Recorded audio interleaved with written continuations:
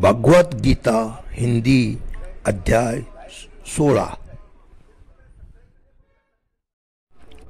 श्री भगवान बोले, भय का सुलता अभाव, अंतःकरण की पूर्ण निर्मलता, तत्व ज्ञान के लिए ध्यान योग में निरंतर दृष्ट स्थिति और सात्विक ध्यान, इंद्रियों का दमन, भगवान देवता और गुरुजनों की पूजा तथा अग्निहोत्र आदि उत्तम कर्मों का आचरण एवं वेद शास्त्रों का पठन पाठन तथा भगवान के नाम और गुणों का कीर्तन, स्वधर्म पालन के लिए कष्ट सहन और शरीर तथा इंद्रियों के सहित अंतःकरण की सरलता, मन वाणी और शरीर किसी प्रकार भी किसी को कष्ट न देना, यथार्थ और प्रिय भाषण, अपना अपकार करने वाले पर भी क्रोध का न होना, कर्मों में कर्तापन के अभिमान का त्याग, अंतःकरण की उपरति अर्थात चित्त की चंचलता का अभाव, किसी की भी निंदा न करना, सब भूत प्राणियों में हेतु रहित दम, इंद्रियों का विषयों के साथ संयोग होने पर भी उसमें आसक्ति का न होना, कोमलता, लोक और शास्त्र के विरुद्ध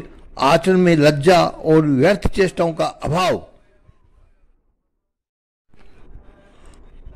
तेज, क्षमा, धैर्य, बाहर की शुद्धि एवं किसी में भी शत्रु भाव का न होना और अपने में पूज्यता के अभिमान का अभाव, ये सब तो हे अर्जुन देवी संपदा को लेकर उत्पन्न हुए पुरुष के लक्षण है। ये पार्थ, दम, घमंड और अभिमान तथा क्रोधता और अज्ञान भी ये सब आसुरी संपदा को लेकर उत्पन्न हुए पुरुष के लक्षण है। देवी संपदा मुक्ति के लिए है और आसुरी संपदा बांधने के लिए मानी गई है। इसलिए हे अर्जुन तू शोक मत कर, क्योंकि तू देवी संपदा को लेकर उत्पन्न हुआ है। हे अर्जुन, इस श्लोक में भूतों की सृष्टि यानी मनुष्य समुदाय दो ही प्रकार का है, एक तो देवी प्रकृति वाला और दूसरा आसुरी प्रकृति वाला। उनमें से देवी प्रकृति वाला है तो विस्तार पूर्वक कहा गया है। अब तो आसुरी प्रकृति वाले मनुष्य के समुदाय को भी विस्तार पूर्वक मुझसे सुन। आसुरी स्वभाव वाला मनुष्य प्रवृत्ति और निवृत्ति इन दोनों को ही नहीं जानते, इसलिए उनमें न तो बाहर भीतर की शुद्धि है, न श्रेष्ठ आचरण है, न ही सत्य भाषण ही है। ये आसुरी प्रकृति वाले मनुष्य कहा करते हैं कि जगत आश्रय रहित है, सर्वथा असत्य और बिना ईश्वर के अपने आप केवल स्त्री पुरुष के संयोग से ही उत्पन्न है, अतएव केवल काम ही इसका कारण है, इसके सिवा और क्या है। इस मिथ्या ज्ञान की अवलंबन करके जिनका स्वभाव नष्ट हो गया है तथा जिनकी बुद्धि मंद है, वे सबका अपकार करने वाले क्रूर कर्मी मनुष्य केवल जगत के नाश के लिए ही सधर्म समर्थ होते हैं। वे दम, मान और मत से युक्त मनुष्य किसी प्रकार भी पूर्ण न होने वाली कामनाओं का आश्रय लेकर अज्ञान से मिथ्या सिद्धांतों को ग्रहण करके और भ्रष्ट आचरणों को धारण करके संसार में विचरते हैं तथा वे मृत्यु पर्यंत रहने वाली असंख्य चिंताओं का आश्रय लेने वाले, विषय भोगों के भोगने में तत्पर रहने वाले और इतना ही सुख है इस प्रकार मानने वाले होते हैं। वे आशा की सैकड़ों फांसियों में बंधे हुए मनुष्य काम क्रोध के प्रायण होकर विषय भोगों के लिए अन्यायपूर्वक धनादि पदार्थों का संग्रह करने की चेष्टा करते हैं। वे सोचा करते हैं कि मैंने आज ही प्राप्त कर लिया है और अब इस मनोरथ को प्राप्त कर लूंगा, मेरे पास ये इतना धन और भी है, ये हो जाएगा, वह शत्रु मेरे द्वारा मारा गया और उन दूसरे शत्रुओं को भी मैं मार डालूंगा।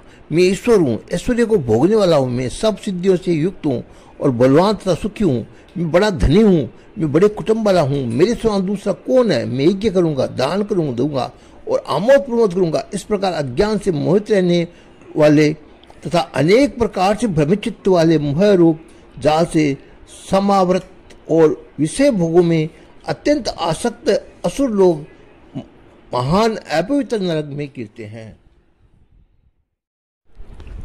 मैं अपने आप को ही श्रेष्ठ मानने वाले घमंडी पुरुष धन और मान के मत से युक्त होकर केवल नाम मात्र के यज्ञों द्वारा पाखंड से शास्त्र विधि रहित यजन करते हैं। वे अहंकार, बल, घमंड, कामना और क्रोध आदि के प्रायण होकर दूसरों की निंदा करने वाले पुरुष अपने और दूसरों के शरीर में स्थित मुझ अंतर्यामी से द्वेष करने वाले होते हैं।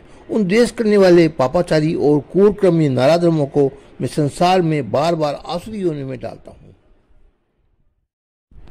हे अर्जुन, ये मूढ़ मुझको न प्राप्त होकर ही जन्म जन्म में आसुरी योनि को ही प्राप्त होते हैं, फिर उससे भी अति नीच गति को प्राप्त होते हैं। अर्थात घोर नरकों में पड़ते हैं।